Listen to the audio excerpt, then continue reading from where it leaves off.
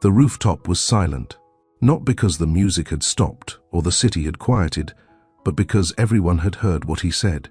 "You add no value, Celise." The guests didn't gasp. They didn't speak. They just watched her, and she didn't move.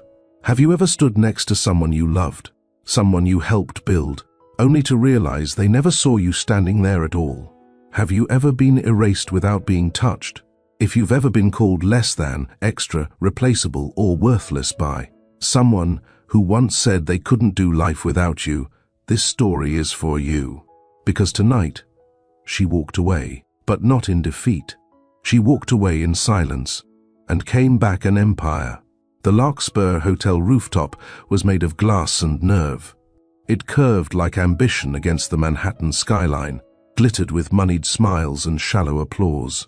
Everyone wore the same smug calm until she arrived. Celise Winter didn't wear revenge on her face. She wore white silk, simple, sharp, clean. It was a private celebration, or so Callan said. No press, no branding, no press release, just a curated list of donors and executives who believed in his genius. He stood tall in a charcoal jacket, shaking hands with men who'd called him boy 5 years ago and now called him visionary. His wife stood beside him, quiet, observant, patient. And when a woman in emerald asked, "What does your wife do?"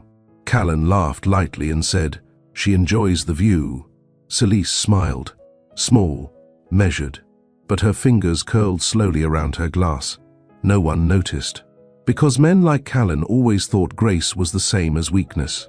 That silence meant agreement, that a woman who didn't speak in boardrooms must not know what they were worth. The rain had been teasing all night. Soft gusts of wind brushed her skin, and somewhere far below, the city kept moving, like it didn't know a woman was having her whole life redrawn in real time. Callan leaned close, not with love, with something colder. "You add no value, Celise." She didn't blink, didn't cry, didn't ask him to explain.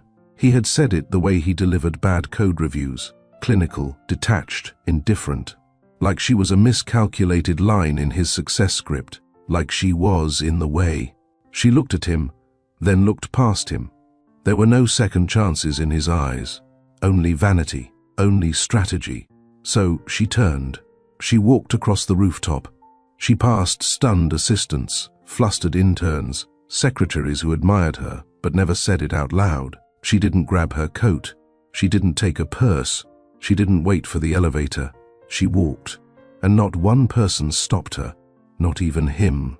2 years earlier, Callan Dravon lived in a second-floor apartment that smelled like fried rice and ambition. He couldn't afford AC. He slept on a mattress without a frame. His fridge had one expired bottle of ginger dressing and half a protein bar. Celise showed up every Saturday. She didn't bring groceries. She brought questions. Why is your user retention curve falling after day 3? Your login flow has friction. Why not skip email verification at MVP? He had once kissed her in the middle of a fight, not because she was wrong, but because she was right, and it scared him. She wasn't there for his charm. She was there because she believed in code that changed lives, and because she believed in him. She built his first investor pitch deck, rewrote his cold emails, even corrected his spelling mistakes. He called her his good luck charm, and when he got his first seed round, he didn't put her on the cap table. He said, "I'll make it up to you." The elevator doors shut, and for the first time in a long time, Celise Winter didn't feel like a placeholder. She felt like a fuse. Below her, the city roared. Above her, the glass cracked just a little more, with the weight of unspoken words. But inside her, something had already detonated. The elevator smelled like orchids and marble. It always did. Larkspur didn't do cheap. It didn't do anything that didn't photograph well. But Celise didn't look at the flowers. She stared at her own reflection in the gold-paneled wall. Not sad, not angry, just done. Her heels made no sound as she crossed the empty lobby. The doorman recognized her. He started to say something, but her eyes told him not to. He nodded instead and opened the door. The night air hit her like a reset button. She didn't wait for the valet. She walked to the corner, raised her hand, and stepped into the first cab that stopped. No destination, just movement. She sat in the back seat, folded her hands in her lap, and exhaled. It wasn't the insult that undid her.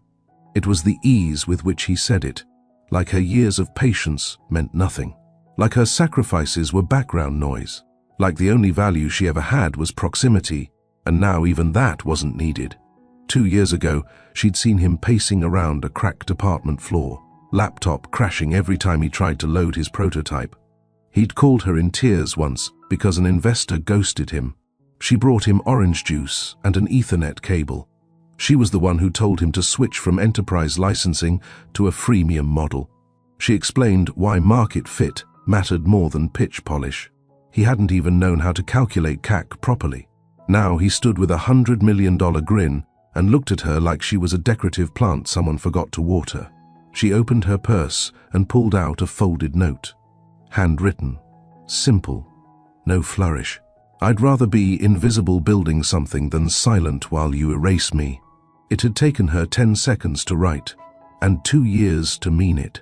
By the time the cab reached her block, she had already sent the email to her lawyer. No messy separation, no press statements. She didn't want alimony. She didn't want shares. She wanted freedom. That was the only currency that mattered now. She unlocked her old apartment, still leased in her name, still quiet, still hers. The furniture was dusty, but the silence felt honest. She plugged in her laptop, made tea, and opened the prototype file that had been sitting untouched for a year. The last thing he'd said about it echoed in her head. Nice idea, babe, but it's too small to scale. She stared at the code. She whispered, watch me. No pitch deck, no funding, no media, just a concept she couldn't let go of. An app designed for minority women in business, not influencers, not token founders, real women, self-taught, overlooked, under-mentored. An ecosystem where they could connect, learn, and receive micro-grants and mentorship. She called it RiseL, not after herself, but after the idea that women like her mother, like her cousin, who got passed over for 3 jobs, deserved more than empty praise. They deserved infrastructure. The early days were brutal. She worked part-time remote contracts to pay rent. She coded at night. She hosted small workshops on weekends in borrowed rooms and underfunded libraries. Some nights, only 3 women showed up. Some days, the app crashed. Users left nasty reviews.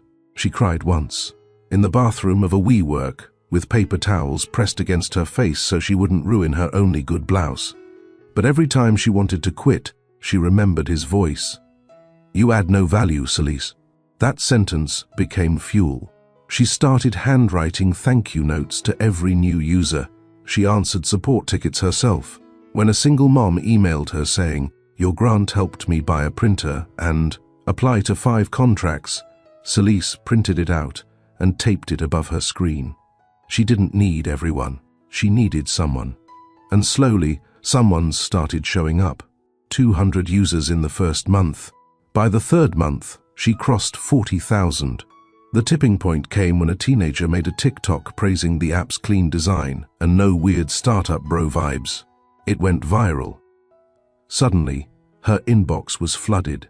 Journalists, seed funders, influencers, sponsorship deals, tech blogs. She ignored most of them, but one email caught her attention. A woman named Delira Naive, founder of a fintech startup Celise, once admired quietly in her old apartment. She didn't offer a check. She offered her time, mentorship, guidance, weekly strategy calls. That's what Celise said yes to. When RiseL crossed 1 million users, people started calling her a surprise disruptor. She laughed at that term. Nothing about her disruption was a surprise to the women who'd lived unseen for decades. But still, the narrative followed her. So, she let it. If being underestimated opened the door, she'd walk through and take others with her. It was around that time she met him. Not Callan. Kaya. He wasn't rich. He wasn't loud. He didn't wear ego like a necktie. He was a legal consultant volunteering at a small startup legal aid clinic. They crossed paths at a Saturday workshop she was hosting. He asked sharp, respectful questions. When her prototype bugged out in front of 20 users during a live demo, she panicked. He leaned over from his seat, saw the issue in her console, and typed 3 quiet lines of code without saying a word. The bug was gone. He sat back down like nothing happened. Later, when she offered to buy him coffee as thanks, he refused, but he remembered her order the next time they met. She noticed how he listened to every woman in the room like their words mattered. Not performatively, just naturally. The third time they ran into each other, it was raining. She'd forgotten her umbrella. He walked with her for 6 blocks without trying to impress her. When she reached her building, he didn't try to come up. He just said, "You built something that gives other women what you never had." She didn't know what to say. So she said the truth. "Yes, and I'll never let anyone take that away." In that moment, she realized something. Callan had looked at her and only seen what she wasn't. Kaya looked at her and saw what she'd become. The rain kept falling. But this time, she didn't feel alone in it. The next morning didn't begin with fireworks. It began with tea, silence, and an old laptop that still ran slower than it should. Celise sat at her desk, fingers hovering over the keyboard. The apartment around her was dim. No curated lighting, no glass walls overlooking the skyline. Just her, in worn cotton pajamas, blinking at a screen that asked for too much. She opened the Rizel prototype again. Half of it still didn't work. The chat feature glitched. The onboarding emails weren't firing properly. The grant application form redirected to the wrong landing page. She hadn't coded properly in months, not since she was managing Callan's schedule and planning his launch event while simultaneously being left off the guest list. But now she had time, and no one to ask permission from. She spent the entire day debugging, tweaking, editing, rewriting lines of code, with a half-eaten protein bar and tea that went cold twice. She didn't look at her phone. She didn't check the news. At 2:12 a.m., she hit save and whispered, "There you are." The home page loaded clean. The forms worked. The colors were slightly off, but it looked alive, and more importantly, it felt like hers again. She pushed back from her desk, leaned her head against the chair, and closed her eyes. Her inbox was still full of unread junk from Callan's people. She hadn't blocked him yet, not because she was interested, but because seeing his name in bold letters reminded her why she had to finish what she started. 3 nights later, she hosted a small workshop in a rented community room in Bed-Stuy. Only 9 women showed up. A few were fresh out of college. A couple had babies in strollers. One wore a delivery uniform, clearly still on the clock. They all looked tired, but they also looked curious. She told them the truth. "I don't have $1 million grant to give you, not yet, but I have something better than noise. I have access." She walked them through how Rizel worked, how to find resources, pitch decks, peer mentors. She showed them how to apply for her microgrants, funded out of her own savings for now, and how they'd get not just money, but someone to walk with them through it. No applause, no cheers, but one woman came up after, holding her baby on her hip. Her eyes were glassy. "No one's ever asked me what I wanted to build. Thank you." Celise nodded, and when the woman left, she turned around and wiped her face quickly. Not because she was sad, because something cracked inside her, and it wasn't pain this time. It was recognition. She belonged here, not as someone's shadow, but as someone shaping light. The next few weeks were a blur. She updated the user interface, fixed bugs, and onboarded the first 100 users personally. She hosted video calls, answered help requests herself, and rejected 2 marketing agencies who wanted to make it trendier. She didn't want trendy. She wanted trusted. Then one day, without warning, it happened. A teenager on TikTok posted a 5-minute review of Rizel.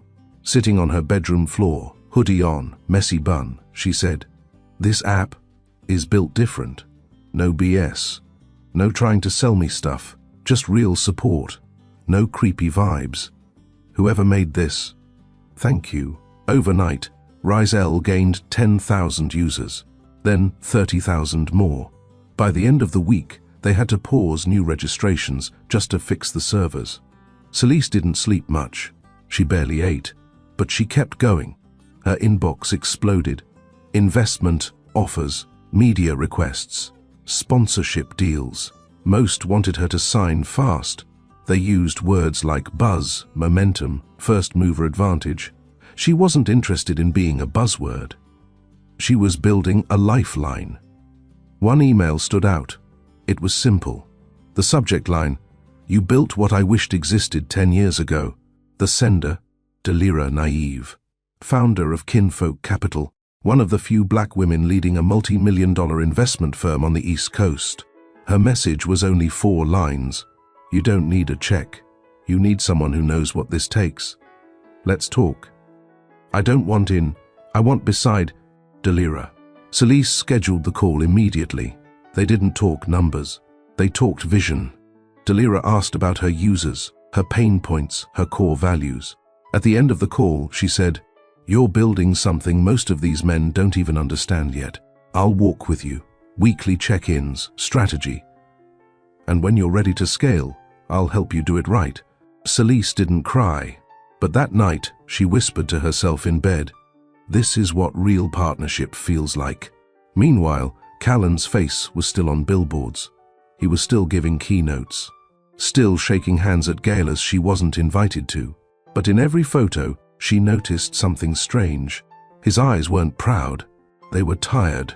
And in the comments of his latest press appearance, someone had written, "Where's the wife? She was the quiet one, but I remember she was sharp." The words shouldn't have mattered, but they did, not for ego, for closure, because someone else saw her, even if only briefly. One evening, after a long day of team calls and user onboarding, Celise stood in front of her bathroom mirror, tying her hair up. She didn't wear makeup these days. She didn't have time for press kits or photo shoots. But she looked at herself and said out loud, "You did good today." And for the first time in a long time, the voice in her head didn't argue back. She believed it. She meant it. 2 days later, her phone rang with a number she hadn't saved, but still recognized. She let it go to voicemail. No games, no drama. She just didn't need it anymore, because she wasn't the wife trying to be seen. She was the woman making others visible. And that was worth more than any rooftop view. Have you ever helped build someone's dream, only to be left behind once it came true? If you've ever been told you didn't matter, that you added no value, don't forget Celise Winter. She didn't argue. She didn't beg. She walked. And when the world stopped looking for her, she built something worth finding. If this story speaks to something you felt, comment "I see you" below, and let someone else know they're not invisible. Like, share, subscribe, because the ones they dismiss are usually the ones they fear will rise without them. The first time Celise Winter saw Callan Dravon, he was swearing at his laptop in a broken folding chair, surrounded by empty Red Bull cans and rejection emails. His apartment was a mess. He was late on rent, and the only light came from his overheating monitor and a cracked window that let in more noise than air. But he was brilliant. Not the kind of brilliance you see in polished speeches or founder bios. The messy, unfiltered kind. The kind that breaks things just to rebuild them better. She stood at the edge of his studio apartment with a takeout bag in one hand and a USB drive in the other. He didn't notice her at first. He was too deep in the weeds, yelling at his code like it owed him money. "Your else if logic is looping your login timeout," she said casually. He turned around fast, blinking. "What?" She walked in like she'd been there 100 times, dropped the bag on his desk, and plugged the USB into his laptop. "Chicken rice. You didn't eat today." "I'm working."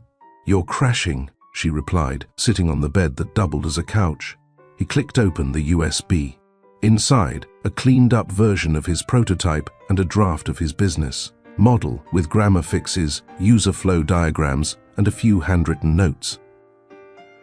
"I thought you were a data analyst," he said slowly. "I am. But bad data starts with bad design. You had a good idea. It was buried under ego and spaghetti code." He stared at her. Then he smiled. That was their first real moment. They weren't dating yet, not officially. But the rhythm began that night. He worked. She rewrote. He pitched. She prepared. He dreamed.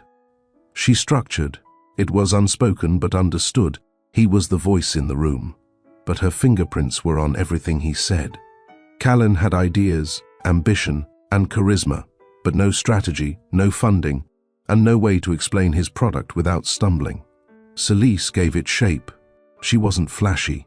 She didn't chase credit, but she cared about clean systems, impact, and truth. While he read pitch decks on charisma and hockey stick growth, she read the terms of service on funding platforms and studied audience retention metrics. He had 2 failed attempts behind him when they met, 2 startups that didn't scale, both because he thought charisma alone would carry him. She didn't flatter him. She challenged him. "Don't tell me what your app could do," she'd say. "Tell me what problem it solves today." He'd groan, toss a pen across the room, pace for 20 minutes, and then rewrite the whole thing. She helped him craft the pitch that landed his first in-person investor meeting. He almost missed it. Overslept, bad alarm, dead phone. She called an Uber from her phone, picked him up, handed him coffee, and ironed his shirt in the back seat with a travel steamer. By the time they got to the co-working lobby, he looked composed. He shook hands like a man with a plan. The investor liked him, but it was Celise who stayed behind after the meeting and casually dropped a line about how his revenue projections were actually lowballing retention churn. The investor raised a brow. "Are you with the company?" Celise smiled. "I'm just the analyst," she said. 2 weeks later, they got their first check. $10,000. Enough to launch a beta. Enough to hire a designer. Enough to breathe. Callan kissed her on the rooftop of their building that night. The city flickered around them, and he whispered, "I couldn't have done this without you." He meant it. Back then, he meant it. She didn't ask for credit. She didn't need a title. Her joy came from watching the dream take shape. She quit her lowest-paying client and worked part-time hours just to help him organize the launch. She wrote his entire terms and conditions. She built the user onboarding flow. She managed the first customer support queries. She edited his newsletter drafts. Callan started calling her his secret weapon, but he never said it publicly, not once. At demo days, she sat in the back. When journalists came to interview him, she stayed in the bedroom so the apartment looked like it belonged only to him. He told her not to confuse the brand. He said investors didn't want to see a CEO founder couple thing, that it looked unstable, risky. She believed him, because at the time, she thought that helping him rise meant learning when to disappear. Until one night, in their apartment, they got the call that would change everything. A well-known VC firm wanted in. $500,000 seed round, press coverage, major attention. Callan celebrated with champagne. Celise stared at the contract. Her name wasn't on it, not even as an advisor. "Where am I in this?" she asked quietly. He wrapped an arm around her and said, "Babe, you know it's yours too. It's just paperwork. You and me, we're bigger than names." She nodded. But the next morning, she started reading about silent partners, about rights, about equity splits. She said nothing, but the silence inside her started shifting. That week, the product officially launched. The app blew up overnight. Praise, downloads, media buzz. Callan gave a TEDx talk. She helped him write it. He forgot to thank her at the end. That hurt more than anything, because she knew he didn't forget. He just chose not to say it. After that, things moved fast. The apartment changed. The circles changed. The clothes changed. The tone changed. He started calling her low-key. She didn't fit his new narrative. Polished founder, press darling, bold disruptor. She still wore practical clothes. Still avoided the spotlight. Still preferred back-end data work over polished pitches. One night, at a private dinner hosted by a VC in Tribeca, someone asked what Celise did. Before she could open her mouth, Callan answered, "She keeps me grounded." Everyone laughed. She smiled, but something inside her flickered. Later that night, in the car, she asked him why he said that. "You didn't need the spotlight, right?" He said, "You always said you were happy building from the back." She nodded, then looked out the window and whispered, "I did, but I never said I didn't exist." That conversation ended in silence, and that silence kept growing. When his app hit its first $10 million valuation, he threw a rooftop party at the Larkspur. That was the first time she realized something had shifted permanently. She was listed as +1. Not partner, not wife, just +1. She stood in that crowd, sipping sparkling water, watching people shake his hand and say his name with praise. She watched him stand under the glowing logo that she helped name, surrounded by men in tailored blazers who wouldn't even look her in the eye. That's when it hit her. They didn't ignore her because she was unimportant. They ignored her because he did.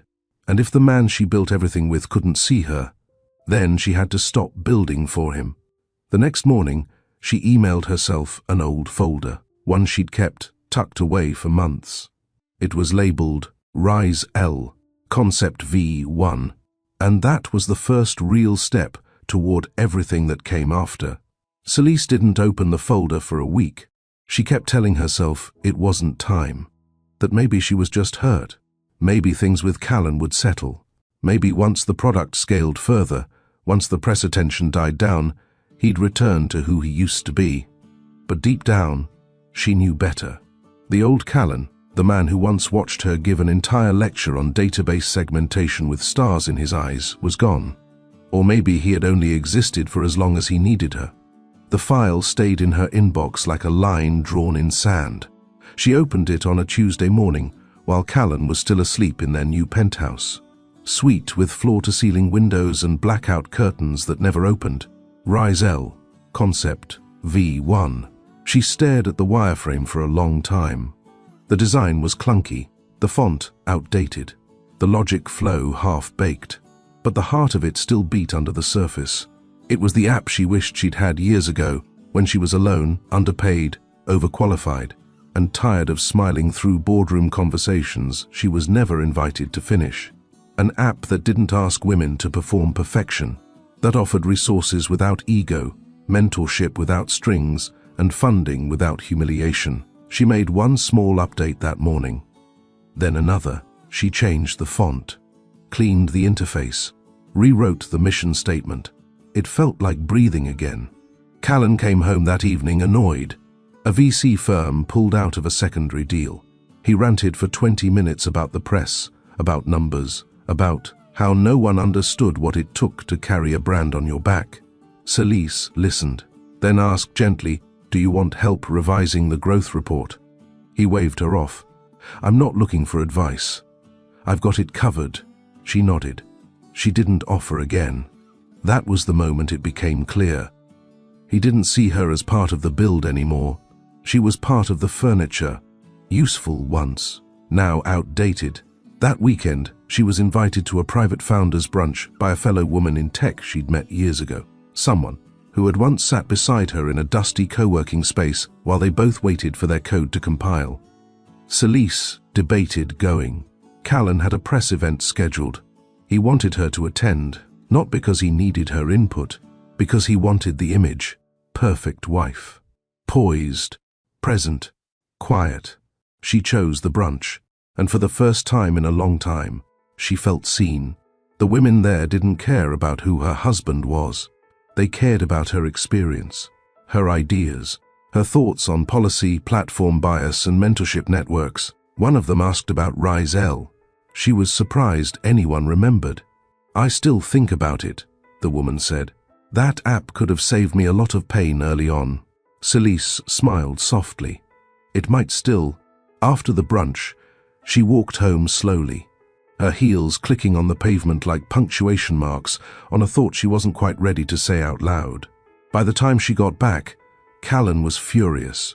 "You missed my panel," he snapped, loosening his tie. "You never told me you needed me there," she replied calmly. "It's implied," he barked. "You're my wife." Celeste said nothing, because he wasn't wrong. But he also wasn't right. Wives weren't ornaments, and she was no longer interested in being one. He stopped talking halfway through dinner, left his plate half-eaten, poured himself a glass of scotch and scrolled through his emails in silence. She cleaned the dishes, put everything away, and sat on the couch, staring out the window. The lights of Manhattan blinked below. She remembered when they used to walk this city together, dreaming, back when ambition hadn't hardened him, back when his laugh was louder and his need for her was honest. Now everything felt like a transaction. One night, he came home late, smelled like cologne that wasn't his, didn't explain where he'd been, didn't apologize, didn't even pretend. She didn't ask. She wasn't afraid of the answer. She was just done playing games she never agreed to start. Later that week, he sent her a calendar invite for a high-profile gala, something for an international tech summit. Black tie, no plus ones, just spouses. The invite listed her name as guest, Mrs. Dravon, not Celise, not co-founder, not strategic advisor, not consultant, just Mrs. It was the smallest thing, but it was the last thing. She accepted the invite. She wore white, not to match him, but to separate. Sleek, simple, floor-length, unbranded. She did her hair herself. No stylists, no glam teams. Just clean lines and a strong spine. The event was everything she expected. Media, paparazzi, fake compliments, microaggressions wrapped in champagne. Callan was in his element. He barely touched her hand, only introduced her once. And when one of his investors asked, "What does your wife do these days?" Callan replied, "She enjoys the view." Everyone chuckled. Celise didn't. She didn't correct him. She didn't look embarrassed. She just looked at him and saw everything clearly. He needed her to stay small, quiet, hidden, because if she stood up too tall, she'd block his light. When the night ended, they took the elevator to the rooftop for a private toast. It was something he insisted on doing after every big event. She hated it now. But she went anyway. The sky was cloudy. Wind blew against the glass rails. He raised his glass. "To success," he said. And then, after a pause, "To you too, Celise." She turned toward him. It wasn't gratitude in her eyes. It was quiet steel. He added, "You've always been reliable, but you've been off lately. Distracted, building something," she said softly. He laughed. "Just don't let your little hobby get in the way of the real world." She stared at him, and he followed with the line that would echo in her bones for months. "You add no value, Celise." The rooftop went silent, not because of shock, because everyone else already believed it. She stood there for a moment, then said nothing. She just walked away, down the elevator, through the lobby, out the door, and didn't look back. She didn't cry. She didn't scream. She wrote one sentence on a piece of paper that night, left it on the kitchen counter the next morning. "I'd rather be invisible building something than silent while you erase me," and she was gone, not for spite, but for breath, for air. For the first step back to herself, the room was golden. Golden light, golden cutlery, golden names. It was the third annual Horizon Gala, held inside the Serafina Ballroom downtown, where tech met politics and billionaires posed beside initiatives they'd never fund past PR season. Celise stepped through the double doors like a ghost in plain sight. No one noticed her at first, which was fine. She preferred it that way. The navy gown she wore had no designer label, no crystals, no trending slit, but it fit her perfectly. Modest, elegant, with a cut that didn't need approval.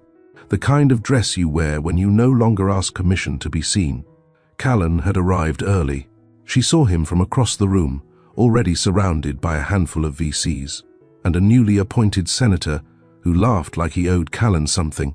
He didn't glance in her direction, and yet she felt the pull, the old reflex to smile, to be useful, to play the wife role like she was still in the business of saving his image.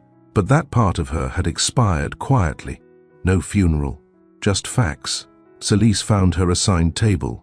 It was far from the stage, closer to the side doors, and labeled Spouse, Reserved. A folded name card with her married name sat untouched. She flipped it over, wrote on the back with a pen from her clutch, Celise Winter, and placed it in front of her water glass. A few minutes later, a tech reporter named Daviuna Fields recognized her. "Wait, Celise?" she whispered, stunned. "Dravon's wife?" Celise smiled without teeth. "Ex-wife," she said simply, unofficially. "Paperwork takes time." Daviuna blinked, clearly unsure of what to say, then slowly sat next to her. "I used to see you in the background of those launch parties. Always thought you were the one with the brain." Celise laughed lightly. "You weren't wrong." That caught Daviuna off guard. She leaned closer. "Off record, what happened?" Celise's gaze drifted toward Callan, who was now clinking glasses with someone, who'd once called her forgettable in front of a room full of men. "He built a brand," she said calmly, "and decided I didn't match it anymore." Daviuna blinked, then shook her head. "I'd love to interview you, maybe later," Celise replied. "Let him finish his chapter first." The lights dimmed. The music shifted. The keynote speaker stepped onto the stage, flanked by flashing lights and rolling camera drones. Callan took his place behind the podium, smiling as if nothing in his life had ever come with a cost. She listened to the speech. It was beautiful. Empty, but beautiful. He thanked his early mentors, his team, the investors who never gave up on him. Celise was never mentioned, not even a nod. At the end, a soft piano cue signaled applause. She didn't clap. Neither did Daviuna. But the rest of the room roared. She watched Callan wave politely, then shake hands on his way back to the very important person section. A PR assistant guided him to a portrait booth where digital frames floated behind him, displaying his product's journey from beta to billion-dollar status. Each image was carefully selected. Not one included her. The irony was almost too poetic. She stood from her table, walked past the champagne bar, past the stage, past the assistant holding a clipboard of seating charts and press timelines. She walked straight to the coat check. The young woman behind the counter blinked. "Already?" Celise smiled. "I was never really here." She retrieved her coat, draped it over her arm, and walked to the exit. On her way out, she passed another wife in a tight red dress, whispering into her phone behind a column. She passed a junior developer from Callan's firm, who stared at her like he was trying to remember where he'd seen her before. She didn't stop. Not for any of them. Outside, the night was colder than expected. The wind pushed against her, like it wanted to make sure she meant it. She did. She walked 2 blocks before calling a cab. Her phone buzzed with a message from Callan's assistant. "You left early. Everything okay?" She didn't reply. She never would. The next morning, her inbox had 12 new requests. 4 podcasts, 1 live event, 7 written interview pitches, all because someone had posted a picture. Daviuna. The caption was simple. "This is Celise Winter, once introduced as just the wife." Tonight, she introduced herself. The photo showed her sitting at the table, flipping her name card, half smile on her lips. It went viral in less than 6 hours. Hashtags exploded. Celise Winter. She was there too, not just the wife. Celise stared at her screen in silence. This wasn't part of the plan. She didn't want fame. She wanted freedom. But something had changed. The comments weren't gossip. They were gratitude. I remember her face. She was always behind him. I used to think she was just shy. Now I realize she was being erased. She helped build him, and he left her out of the credits. Women from all over began stitching her story into their own. Quiet wives, overlooked interns, former founders, dismissed assistants. Every role society mistook for background noise. That same day, her Rise L beta list doubled. Celise wasn't prepared for any of it, but she didn't hide from it either. She recorded a 2-minute video on her cracked iPhone, sitting in her living room with no makeup and a soft hoodie. She didn't rehearse. She just spoke. "Hi, I'm Celise Winter. You might know me from a picture going around. I wasn't planning to trend, I was just planning to leave. But since we're here, let me be clear. I helped build something for someone who forgot I had value. And when he erased me, I made something for the women who feel that way every day. It's called Rise L. It's not a comeback, it's not a brand, it's a beginning." She posted it, turned off her phone, and went to work. Celise didn't check the view count until 2 days later. By then, her video had passed 3 million. Not from ads, not from sponsors, from shares. Women sent it to each other with captions like, "This is what dignity looks like. I didn't even know her name until now. I'll never forget it. We rise with her. She didn't expect this. She hadn't smiled this much in weeks. Not because of ego, but because every comment confirmed what she already knew in her gut. Her silence hadn't been weakness. It had been survival. And now, her voice didn't shake anymore. She poured the last of her tea into a chipped mug, sat cross-legged on the floor of her apartment, and pulled up her dashboard. The Rise L beta list had exploded. Not with casual browsers, with builders, law students, freelancers, young mothers starting second careers, women in mid-level jobs who wanted more, girls fresh out of high school with startup notes scribbled on paper napkins.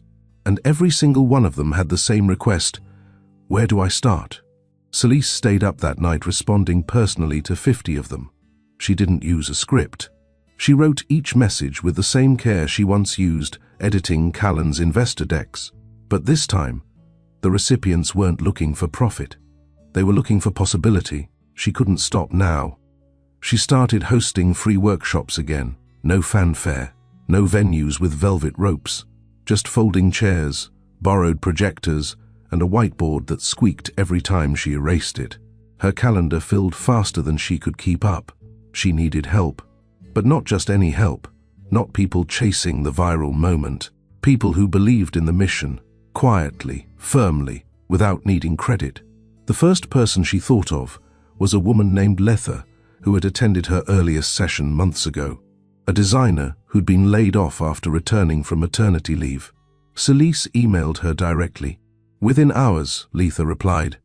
"When do we start?" By the end of the week, the two of them were working in her small living room, surrounded by half-assembled grant folders, color palette sketches, and a whiteboard that had been repurposed from an old tutoring center. It wasn't glamorous, but it was real. One afternoon, while reviewing legal structuring options for non-profit, "Hybrid status," Letha said. "We need someone with legal eyes. These clauses are tangled." Celise nodded. "I know a guy." She didn't say more. Didn't have to. His name was Kaya. They'd met once, briefly, at a legal aid booth during a small founders fair in Bushwick 6 months earlier. He wasn't flashy, no custom cufflinks, no condescending attitude, but he'd asked smart questions, listened, and when the session ended, he'd stayed back to quietly offer feedback to several women who didn't get to speak during the event. He hadn't tried to network, he just helped. Celise found his card tucked in her drawer. She called. "Kaya Alden. It's Celise Winter." He paused, then said warmly, "I was wondering when I'd hear from you." They met at a cafe near Prospect Park. No laptops, no slide decks, just 2 mugs, 1 notebook, and mutual respect. She explained the vision, the surge, the direction she wanted to take Rise L. He listened, then asked, "You trying to sell it in 5 years?" "No," she said. "I'm trying to protect it forever." He smiled. "In that case, let's structure it to survive you." That was the start. Kaya didn't flirt. He didn't push. He didn't perform interest. But when Celise asked about grant compliance terms, he explained with patience. When she forgot to eat, he ordered her food. And when Letha ranted about digital gatekeeping, he said nothing, just handed her a resource pack he'd already printed the week before. He didn't ask for credit. He just kept showing up, in quiet ways that made Celise pause more than once, because it had been so long since someone stood next to her without wanting something in return. Not Callan's polished performance of partnership, but presence, real presence. One evening, after a long work session, Kaya walked her back to her building. The wind was cold. Her hands were shaking. He didn't offer to hold them. He simply waited until she was steady enough to unlock the door without fumbling. At the threshold, she turned. "Thank you," she said. "For what?" he asked. "For being still," she said softly. "Most people want to steer." "I'm not most people," he said, holding her gaze. And she believed him. She went upstairs and sat on her couch in silence for a while, then opened the app's admin dashboard. She clicked publish on the new version of Rise-L, version 2.1. Cleaner UI, simplified forms, legal structuring built in. It was ready. In a quiet post, she announced it. No capital letters, no branding slogans, just truth. We don't all get the same doors, but some of us learn how to build new ones. Rise-L 201 is live. Come build. The downloads crashed the servers within 12 hours. She cried, not because of pressure, because of joy, because it was hers now, and it was working. Celise woke before sunrise, not from an alarm, from something deeper. That silent tug in the chest that wakes people building something that didn't exist before they arrived. The city was still dark. Outside her window, the skyline blinked quietly, half asleep. She sat up slowly, feet touching the cold floor, and let the quiet hold her. She didn't feel like a woman who had survived a storm. She felt like a woman who had left one, and now stood in the quiet between chaos and clarity. She walked to the kitchen, made tea, and opened her laptop. The Rise-L dashboard lit up before the sun did. Requests, feedback, questions, applications. The momentum was real now, tangible, but she felt no rush to declare victory. Not yet, because she wasn't doing this to prove a point. She was doing this to build a place that would exist even when she wasn't in the room. She scrolled through user messages. One from a woman in Detroit, starting a meal prep business out of her kitchen. One from a grandmother in Baton Rouge, who said her niece was the first in their family to apply for a grant. One from a girl in Oakland, 16 years old, who downloaded the app, in secret, and whispered, "I didn't know we were allowed to try." Celise stared at that last one for a long time, then replied, "You are. You always were. They just didn't tell you." She hit send. The sun crept in through the blinds. She stood up, stretched her arms, and turned on music. Soft jazz, the kind her mother used to play when cleaning the house on Sundays. There was something sacred in that sound. Not loud, but powerful, like her. She spent the rest of the morning planning. A grant cycle for single mothers. A partnership with a bookstore chain for free space to host in-person sessions. A licensing conversation with a non-profit in Nairobi. Rise-L was no longer just an app. It was becoming an infrastructure, and she had built it.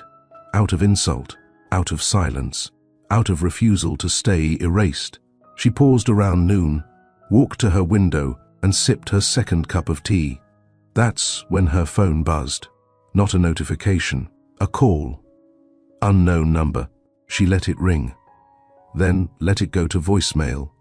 2 minutes later, the message came through. She didn't need to play it. She already knew the voice. Callan. She pressed play anyway. "Celise, I heard about the relaunch. I saw your video.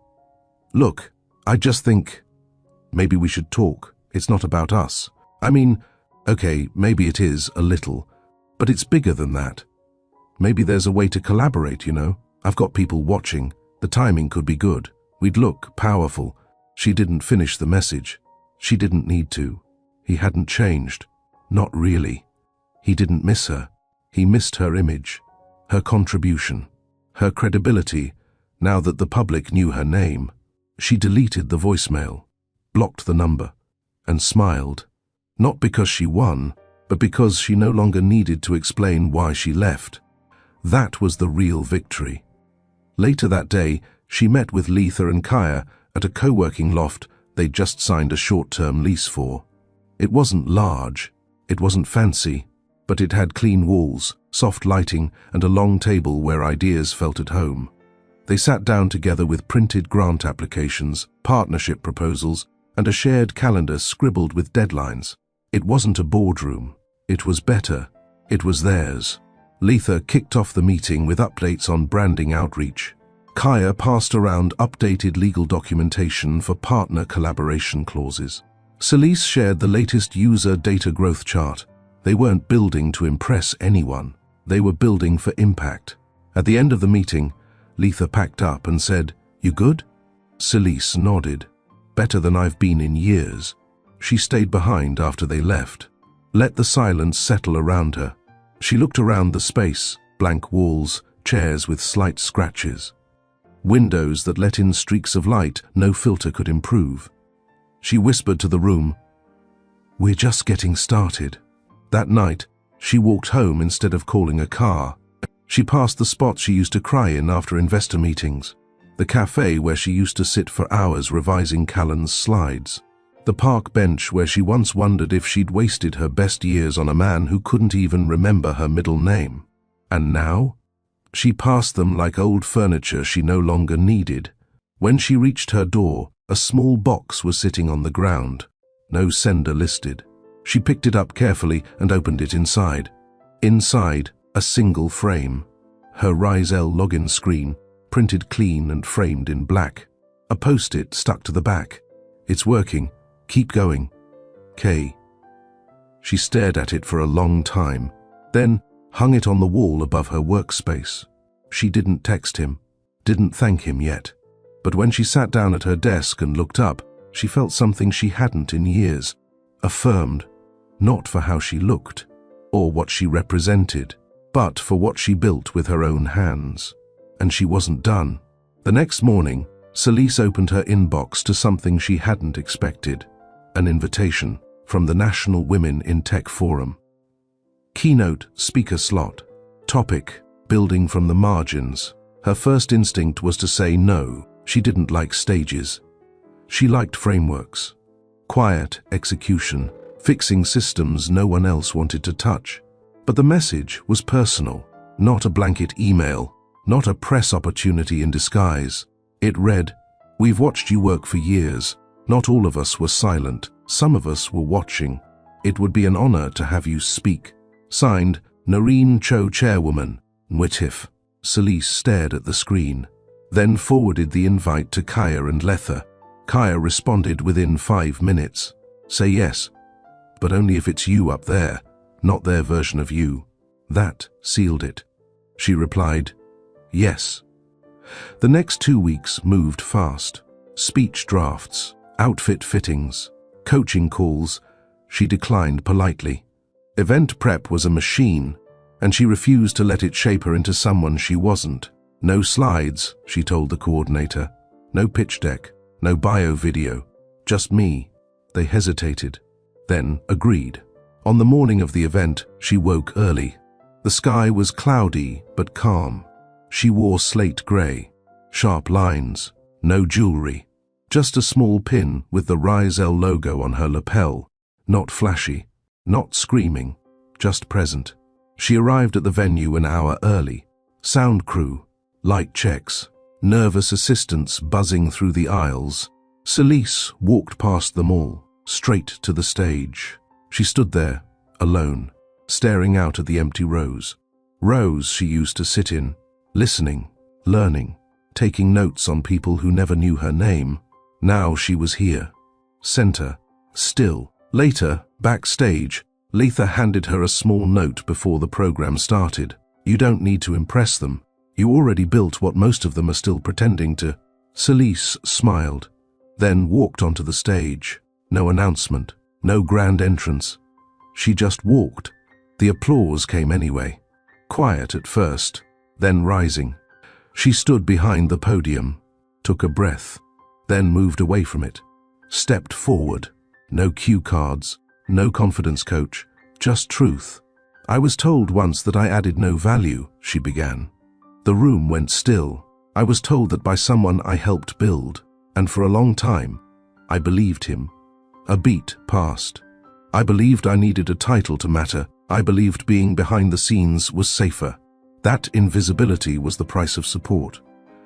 She looked across the room, but I was wrong.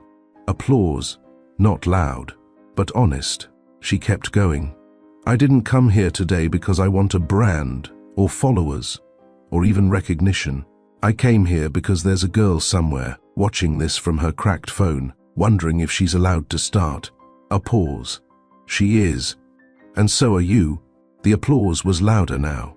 But let's be clear, she said, voice steady.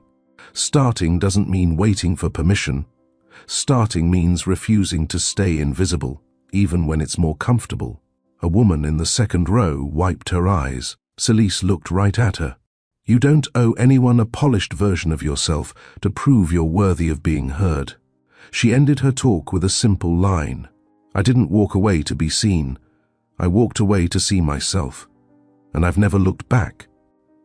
The room stood before she even finished. Standing ovation, not performative. Earned. Afterward, she slipped backstage quickly, trying to avoid cameras. But someone was already there waiting. Kaya, no words. Just him, holding her coat.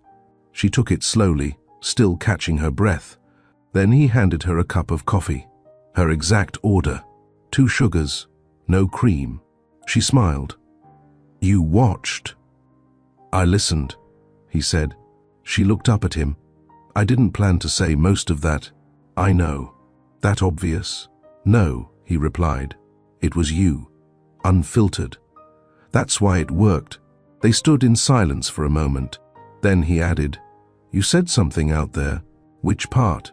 That you walked away to see yourself. She nodded. That line didn't feel like a metaphor. It wasn't, she said. Another pause.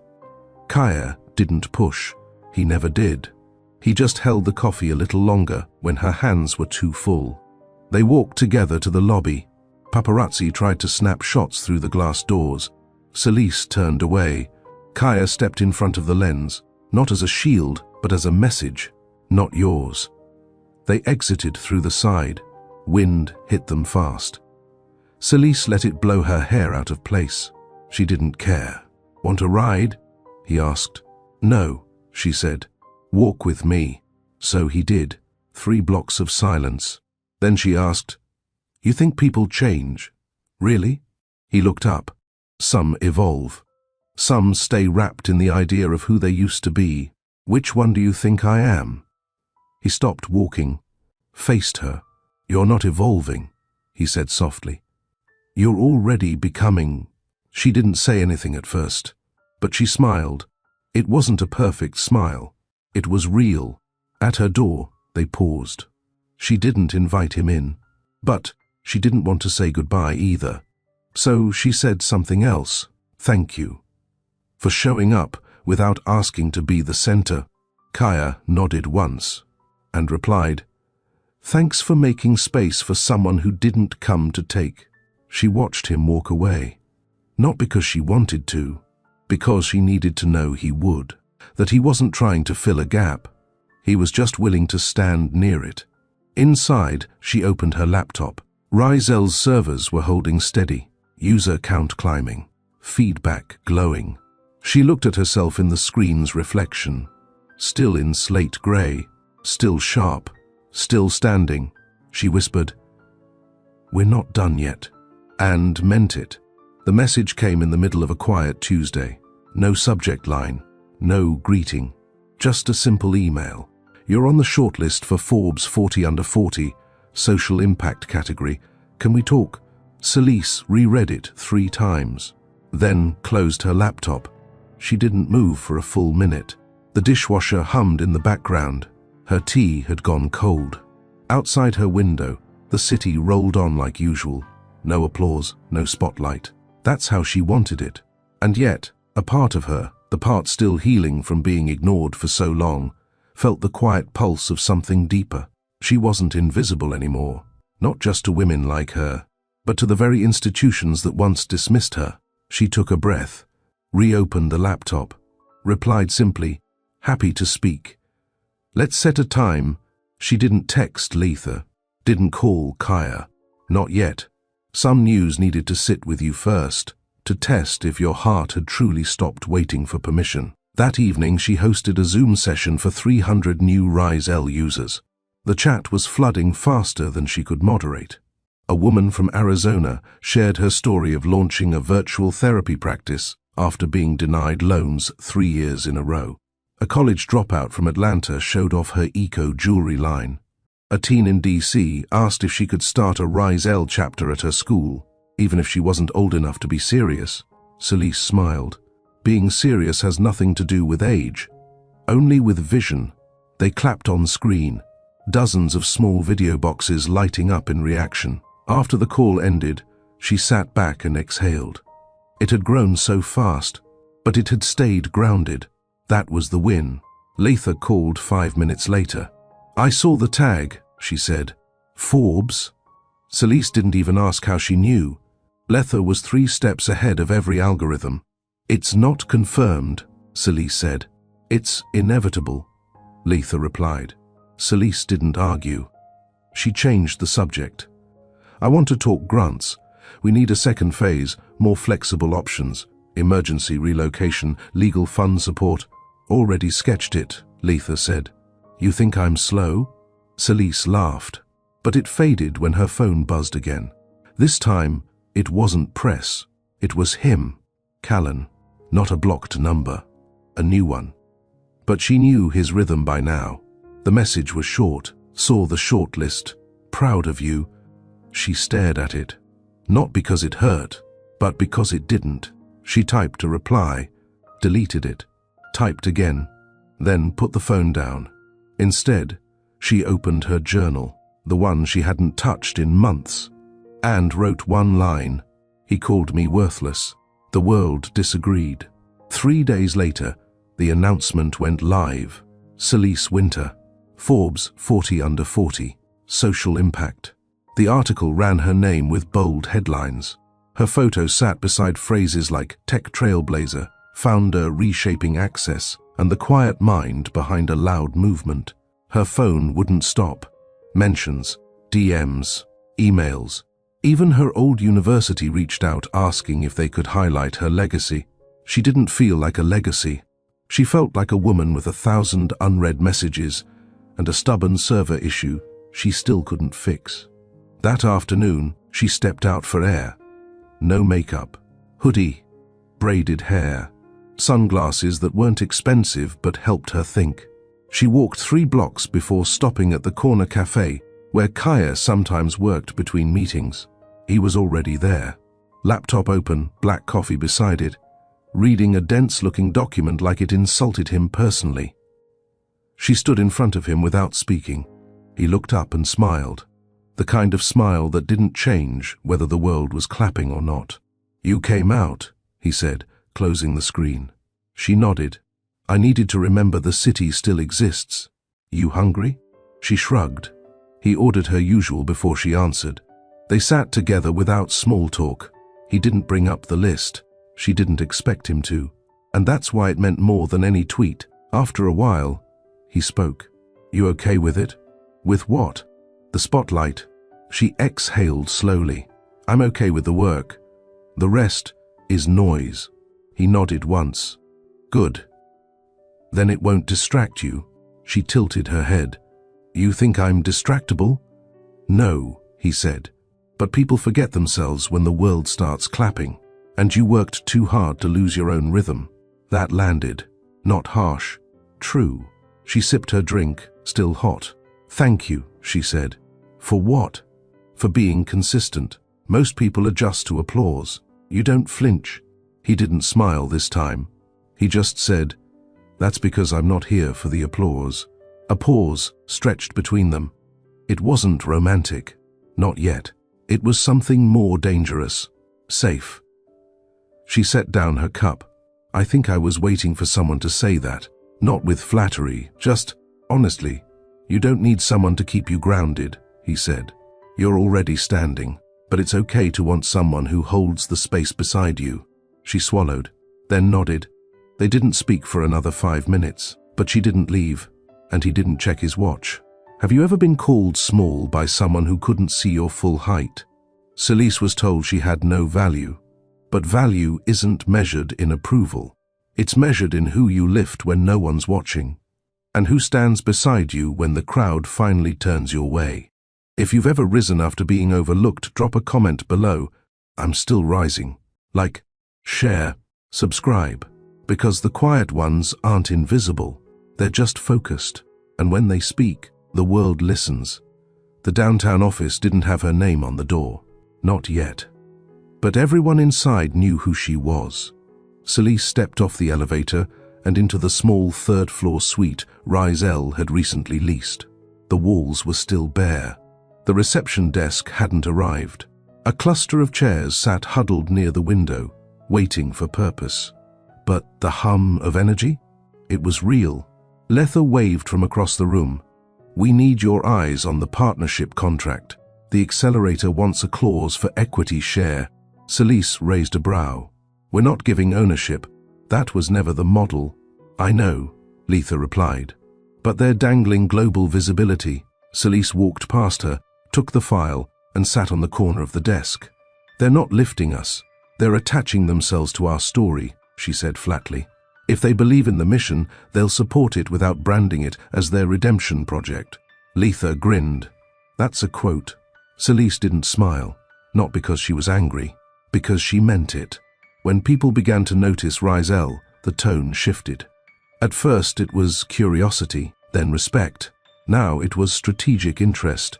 But Celise wasn't here to sell visibility. She was here to build power structures women could own. Later that afternoon, she reviewed 3 more grant submissions and drafted the outline for an upcoming resource hub partnership with a law firm in Chicago. She worked until her back ached. Then she walked to the small kitchenette where Kaya had left a note taped to a box of tea. Drink this before 7 or you won't sleep. She shook her head, smiling despite herself. He was right. She poured hot water, waited, then returned to her desk and opened a new email. It was a request from a well-known national magazine. They wanted to do a profile, but the pitch rubbed her the wrong way. We love a good comeback. From forgotten wife to fierce founder, your journey is cinematic. She sighed. They still didn't get it. This wasn't a comeback story. She never left. She had been working the entire time. Quietly, precisely, just not in their spotlight. She deleted the message, wrote a new post instead. Short, unapologetic. We don't need comeback stories. We need continuity. We never stopped. You just weren't looking. By the end of the day, it had over 80,000 shares. She didn't look at the comments. She had work to do. 2 weeks later, the invitation arrived. A sealed envelope, hand-delivered. No subject line, just a soft grey card with her name in silver. Celise opened it slowly, expecting another speaking request or a board opportunity, but her breath stilled when she read the heading. Dravon Technologies, 5-year Founders Gala. The card was thick, heavy, the kind designed to feel expensive even before it was read. The message was short, formal. We'd be honored to welcome you as a special guest to celebrate the visionaries behind our global journey. Your early support and contribution will always be part of our story. There was no signature, but the meaning was clear. Callan wanted her in the room, not as a partner, as a prop. Celise set the card down on her desk and stared at it. 5 years ago, she'd pulled all-nighters so he could get to that first pitch meeting on time, cleaned up his slides, memorized every metric so he wouldn't blank on stage. Now, he was extending an invitation like it was goodwill. She picked up the card again, then laughed, not bitter, amused. Letha walked in, sipping a smoothie. What's funny? Celise held the card up. Letha took one look and groaned. Please tell me we're framing that and not attending. Celise raised a brow. You don't think I should go? I think if you go, it's for you, not for him. That's the line.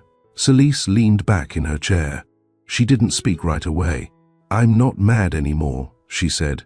Not even hurt. I just want to look him in the face and let him feel what presence looks like when it's no longer asking to be noticed. Letha smirked. Then go, but don't wear rage.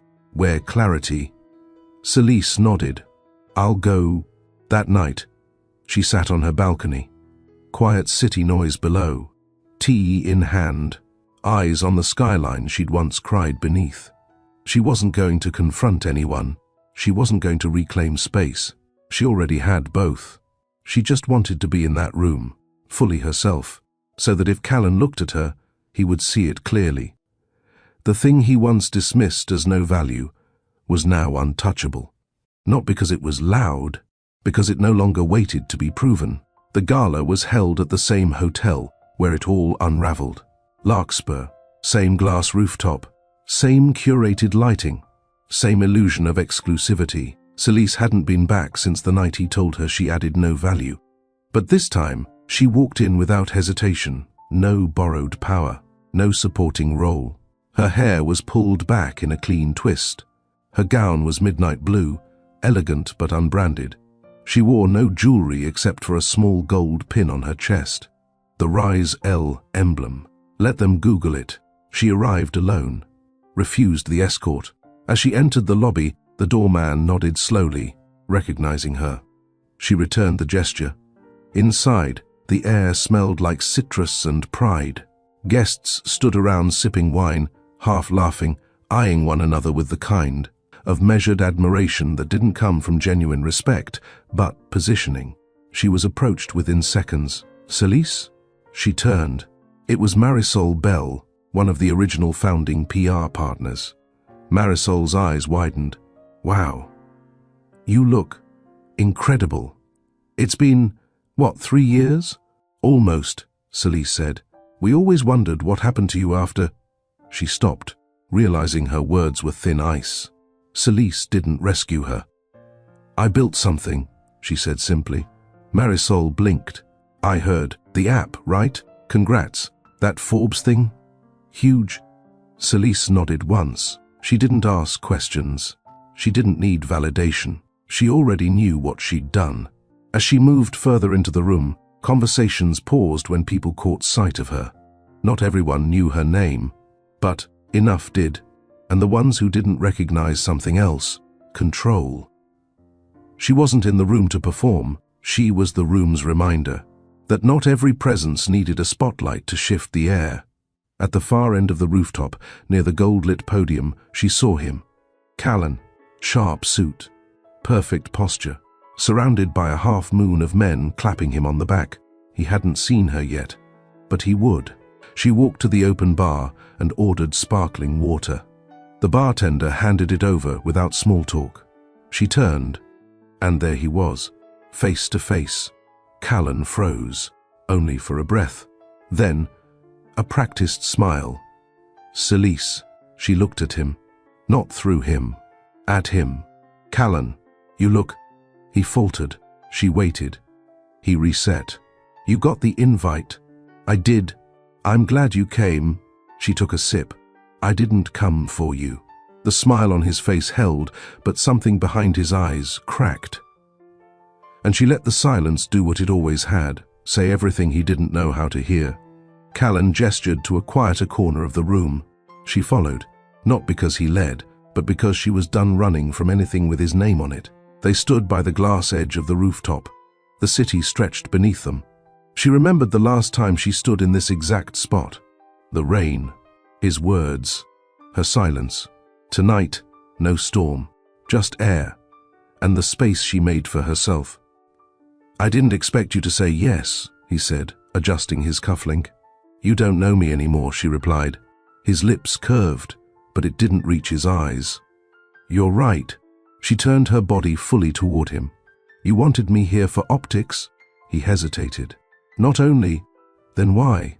He sighed, glancing away. Because I realized you were part of the beginning. And I think people would respect seeing us both tonight, like a full circle moment. Celise laughed once, softly. You still think visibility is the same as value? His brows tightened. That's not fair. No, she said. What's not fair is erasing someone and then inviting them back to decorate your legacy. Callan stiffened. I never erased you. You introduced me as your wife while quoting my research. You used my models, my data. My credit. And when the funding came in, I was listed as a dependent. You know it wasn't personal, he said. That's the problem, she said. You didn't even think it was. The silence between them was sharper than any insult. He rubbed the back of his neck. I watched your interview last week. The keynote. She didn't respond. You were good, he added. Clear. Measured. I wasn't performing, she said. That's what it looks like when someone speaks without needing to convince the room they belong. Callan looked at her for a long moment. I never said thank you. No, she said. You didn't. He swallowed. So, thank you. Celise tilted her head. I don't need that from you. Not anymore. You gave me something better. What? Permission to leave, she said. I owe you nothing. Not bitterness. Not grace. I just wanted to stand in this room and know I didn't fade. She stepped back. You thought you built something without me. I built something without you. We're even now. He didn't try to follow. He just stood there, watching her walk away. And this time, she didn't look back. Not out of defiance. Out of peace. The morning after the gala, Celise didn't wake up exhausted. She woke up lighter. No nightmares. No memory loops. No second guessing. She made her tea slowly, listening to the sound of the water boil, the faint traffic below her window. For once, her phone wasn't the first thing she reached for. By noon, she was back in the Rizal office. Letha had already posted a recap thread on social media, cryptic, powerful, and unapologetic. She walked into the room they once told her she didn't belong in. She didn't reclaim it. She redefined it. The comments flooded in. But Celise wasn't focused on praise. She was reviewing funding reports and user feedback when Kaya walked in, 2 folders under his arm and coffee in hand. You left the gala without telling me, he said. She looked up. I told you I wasn't there for the pictures. Fair. But next time, maybe let me know before you ghost. She smirked. Noted. He handed her the folders. Legal updates on the partnership structure, and a new grant opportunity from a women's tech initiative in Berlin. They want to syndicate the Rizal model. She raised an eyebrow. That's fast. It's coming, he said simply. Celise flipped through the folder but paused when she reached the final page. A clause marked in red. They wanted naming rights. Of course they did. She closed the file. I'm not franchising this. They're offering 7 figures, Kaya said. I don't care. He didn't argue. Just nodded. Then let's draft the no in writing. She leaned back in her chair. I built this from the floor. I'm not letting anyone polish it until it stops reflecting what it was meant to be. Kaya tilted his head. You're allowed to scale without selling out. I know, she said, but I want to scale with intention, not with headlines. There was a beat of silence. Then he said, I know I said it before, but I'm proud of you. Not for the keynote or the list. For how you've held the line. Celise looked at him, softer now. Thank you for seeing the line. He started to speak, but her phone buzzed. She picked it up. The name made her pause. Noreen Cho, chairwoman of the Women in Tech Forum. She answered. Noreen's voice was calm, direct. I'd like to nominate you for an advisory position. It's not for press, it's for power. Say yes only if you want to shape policy from inside the room. Celise didn't blink. Send the details, she said, and hung up. Not to hesitate, to focus. She didn't need more attention. She was building authority now. The following week felt different, not louder, sharper. Everywhere Celise went, people paid closer attention. Panel invitations, brand offers, collab requests from celebrities who hadn't mentioned her work a month ago. But she said no to most of them. Not because she wasn't honored, because Rizal wasn't created to make her famous. It was created to make space. For the woman in a small town with no mentor. For the single mom running a side hustle from her kitchen. For the girl who heard that's not realistic too many times before 18. And she wasn't about to let a few headlines dilute that mission. Still, there were some moves she couldn't ignore. The Women in Tech Forum nomination was now public. Press releases went out. Her inbox tripled overnight. But in the middle of all the noise, A different email caught her attention. It was from someone named Isha, an administrator at a juvenile detention center in Philadelphia. The subject line, "Rise L changed our girls." Celise clicked it immediately. Inside, Isha explained how a volunteer had introduced Rise L's mentorship materials during weekend sessions. Several girls had begun building business plans. One had applied for a micro-grant with help from her counselor. "They're dreaming again," Isha wrote. "They don't just want to leave the center, they want to lead something when they do." Celise blinked hard, then stood up and left the office without saying a word. She needed air. She walked for blocks, head down, coat unzipped, not to clear her head, to ground it. Because that one email, mattered more than all the awards combined. By the time she got home, she already had a plan forming in her mind. A pilot program, one city at a time. Not for press, not for politics, for girls no one had invested in before. She texted Letha and Kaya a single line. "We're going deeper, not wider. Let's build for them." No questions came back, only a thumbs up and a ready. That night, she stared at the Rise L logo glowing on her screen. She thought about the silence that started this journey, and the roar it had become, not from her, but from the voices that had found each other through what she created. She wasn't just a founder anymore. She was a builder of belonging, and she was just getting started. Celise stood in the middle of a room filled with women she once only dreamed of reaching. They weren't celebrities, not founders or influencers. They were mentors, grant recipients, chapter leads, each one representing a piece of Rise L's expanding world. Some wore suits, others wore hoodies, a few had babies on their laps, and every single one of them had built something from nothing. Celise hadn't called this summit for press. There were no cameras, no keynote screens, no branded backdrops, just a circle of chairs, not rows, no hierarchy. She stood with a whiteboard and a marker. "This isn't about how to grow Rise L," she said. "It's about how to give it away, without losing its roots." A woman in the back raised her hand. "You mean, give it away like open source?" "No," Celise said. "I mean, open power." The term hung in the air. She wrote it on the board. "Rise L isn't mine anymore," she continued. "Not entirely. It belongs to every hand that held it when no one was looking. So the next phase isn't just expansion, it's distribution." That day, they didn't build a new business model. They drafted a framework of shared authority, regional councils, peer-led review panels, rotating advisory boards led by community members, not donors. Celise didn't lead the entire conversation. She asked questions, listened, took notes. By the end, she sat back, exhausted but fulfilled. Kaya walked in near the end of the session, leaned against the wall, and watched without interrupting. Later, as the chairs were being folded and the chatter dimmed, he approached her quietly. "You know what this is?" he asked. She looked at him. "A movement," he said. "No," she replied. "Movements fade. This is a model." Kaya smiled. "That's why it'll last." They left together in the quiet of early evening, not touching, not rushing, side by side. As they reached her building, she turned to him. "I used to think I had to hold everything myself to keep it pure. And now? Now I know purity means nothing without people." Kaya didn't reply with words. He just nodded, once, like an agreement made without needing to speak.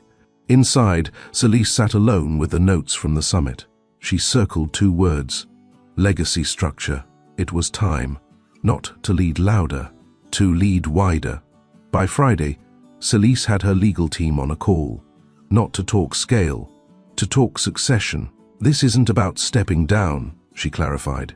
"It's about stepping aside. Eventually, when the time is right. I want the transition plan in place now, not later." The call went silent for a second. Then Kaya's voice cut through calmly. "We'll draft a dual structure proposal, split between governance board and mission council. Power rotates. No one becomes the center, including you." Celise nodded slowly. "That's the point.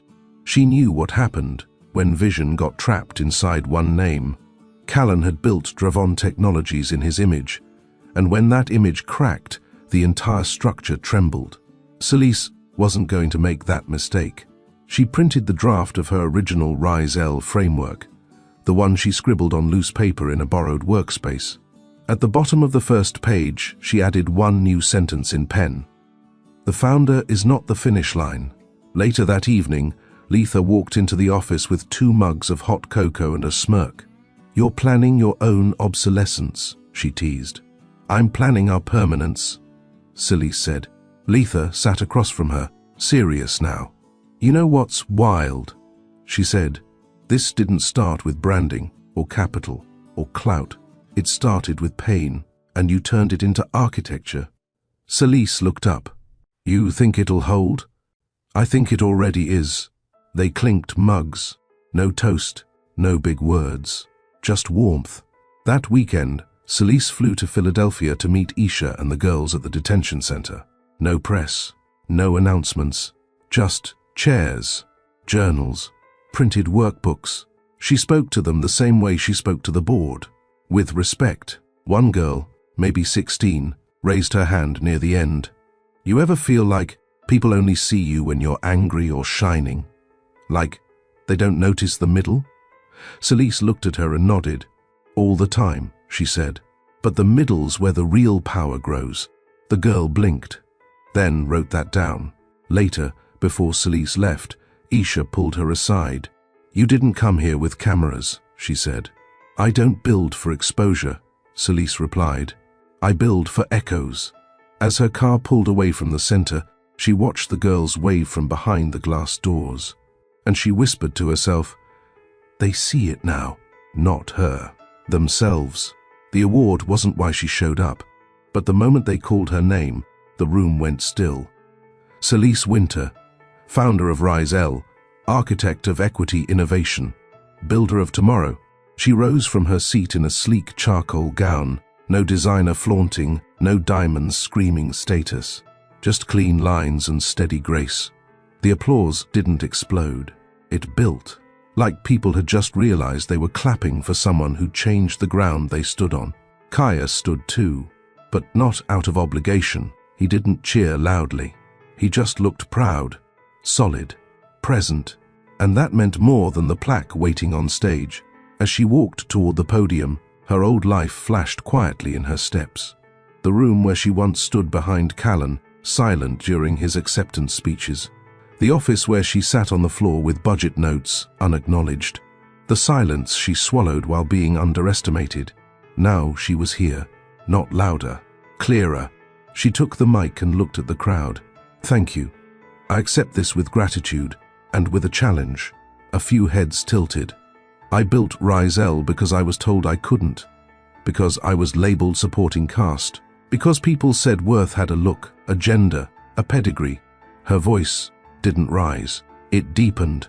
"We've built a company that lifts women from the sidelines to the strategy table. But this isn't the peak, it's the door. If this award is our applause, then let the next steps be accountability." She held their gaze. "And to every woman watching, if someone once called you just a wife, good, let them. Then turn that name into a brand, a platform, a legacy they'll have to spell correctly." The room erupted. This time, the applause was loud. Kaya smiled without blinking, because he already knew. The world had caught up to what he saw long ago. Later, when the cameras were done flashing and the hall began to empty, a familiar figure approached. Callan. No cameras followed him. No reporters cared anymore. But his eyes still held the same sharpness. Not ego, regret. "Congratulations," he said, voice tight. "Thank you," Celise said evenly. He hesitated. "I saw the keynote," he added. "You've built something massive."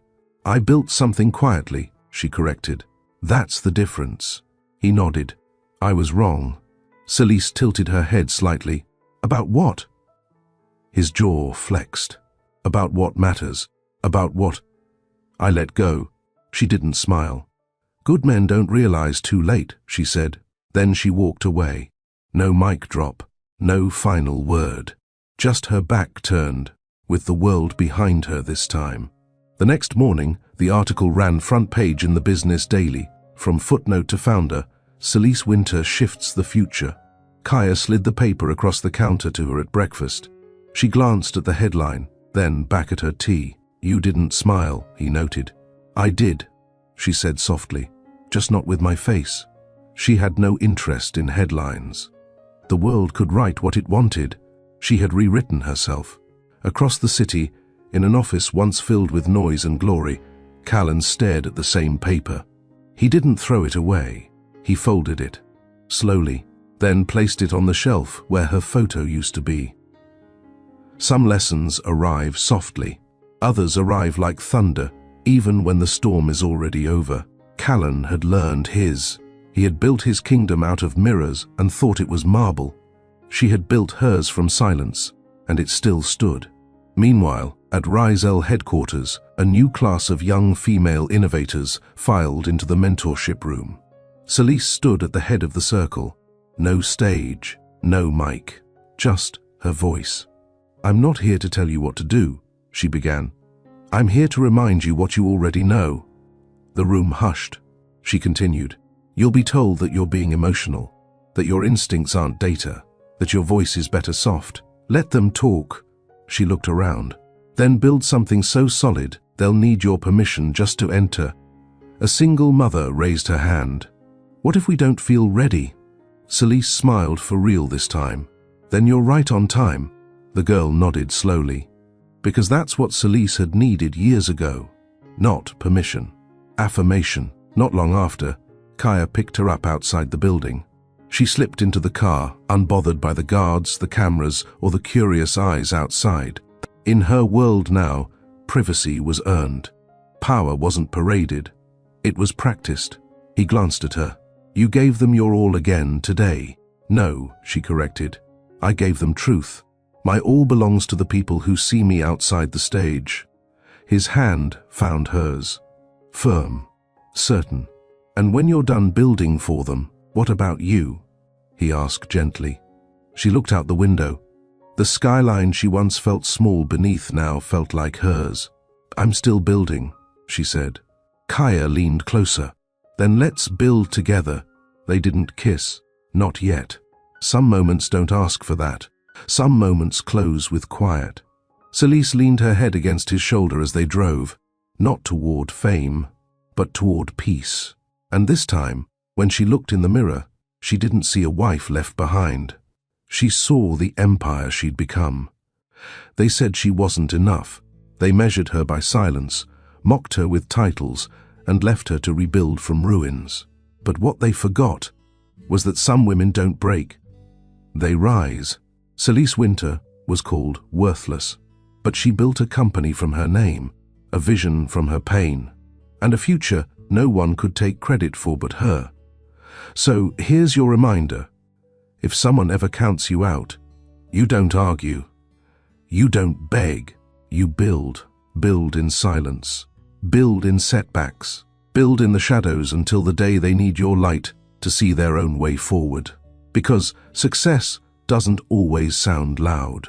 Sometimes it sounds like the click of a door you locked behind you and never opened again. And if you've ever been called too soft, too emotional, or too late, you are not behind. You are being sharpened, and when you step forward, it will be with purpose no one can deny.